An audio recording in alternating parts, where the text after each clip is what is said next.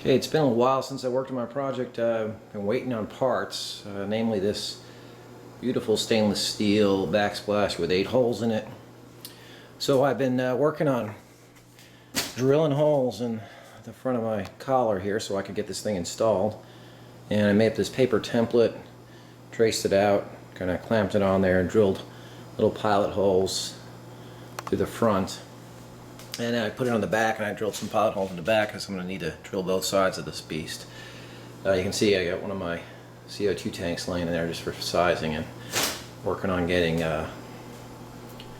all this other gear installed. So right now I'm just trying to get the tap shank holes drilled, and you can see I got a little tray that goes in there, and I'll show you the other parts.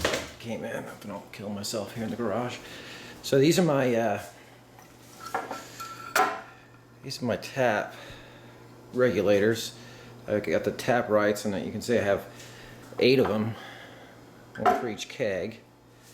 And these little chokers right here were actually the opposite direction, and I gotta give it to the guys at Tap Right. They put those suckers in there tight. I thought I was gonna bust the regulator in half trying to unscrew that. So I took them out, switched the direction because my gas tanks are on the other side. And I'm getting those prepped, ready to mount. You can see I have a pile of gas lines here, a whole bunch of shanks and parts, and my temperature controller, and the general mess that I've got going here. But anyway, I also mounted a bracket back here. I don't know if I showed you guys that earlier, but just kind of getting ready to drill some holes and mount some equipment. That's it for now. Okay, so I've been drilling holes here. You can see there's a heck of a lot of sawdust. I'm using these Forstner bits, which are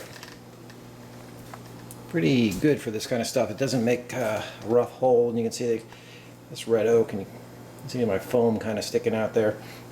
Also, ended up having to countersink the backs of these a little bit because of the length of the shank. You go to the websites and you look at the size of these things, and it tells you exactly how long it is, and it looks like it's going to fit, and then you realize you got to put that nut on the back of it. So anyway, long story short, I just counterbored these a few inches or a ½ inch just to give myself a little bit more length.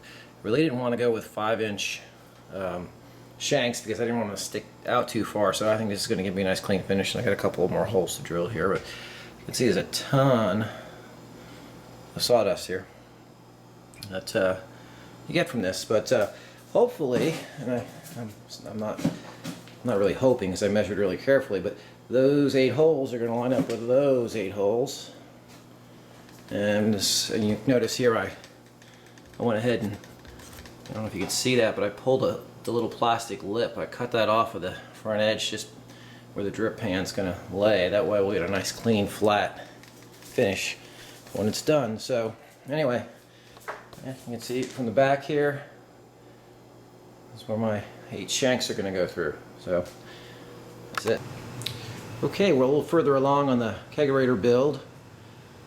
I've got my manifolds installed. I got 2 4-keg tap right valve sets here, so I can control pressure on each of my kegs. You can see there's a couple of kegs I've just been kind of fiddling around with for positioning purposes. Also got my thermostat wire run down, and I just kind of dropped it down loose there. I may put that in a bottle of water. And I've also got my tank here. Got my backsplash and all my holes drilled. I have it in there just temporarily for the moment, just to kind of size things up. I have to pull that off before I move this beast onto the patio, because it's actually not going to fit through the doorways. Went ahead and mounted my A419. You can see where the hole through the back of the fridge goes, and I got a little crazy here and kind of put connectors on everything and cable tied everything down.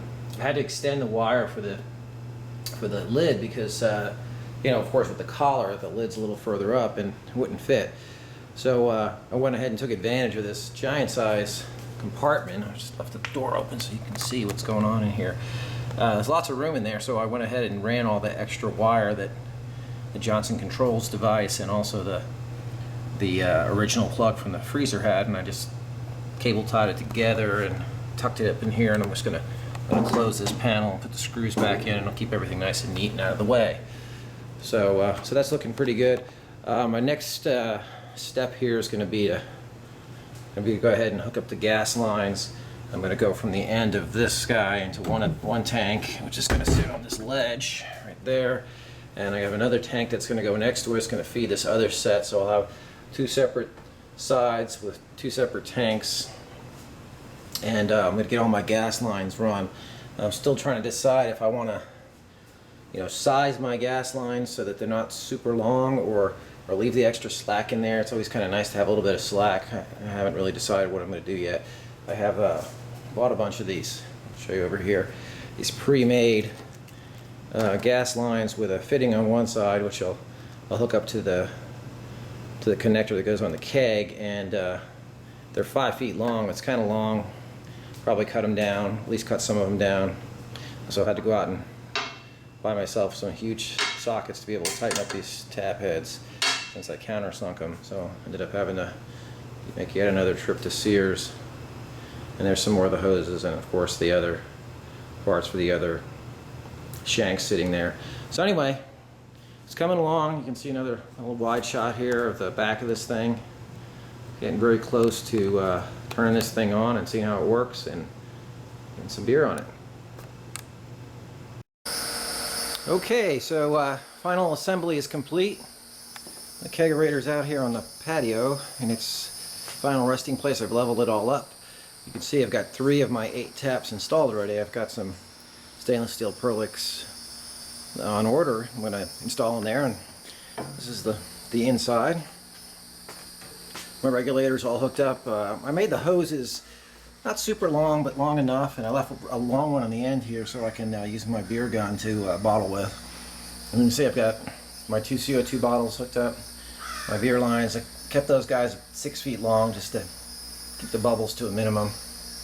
And I've got 3 different kegs hooked up to gas right now, a couple more waiting, and I need to get busy and brew some more beer and order some more kegs so I can fill this puppy up with my full complement of beer. My regulator right here, my temperature controller you can see right there. So pretty convenient spot where I can change the temperature anytime I want. So there you go. Close the lid back up, got a nice seal on the top there. And that is the Kegerator. Hope you enjoy the videos.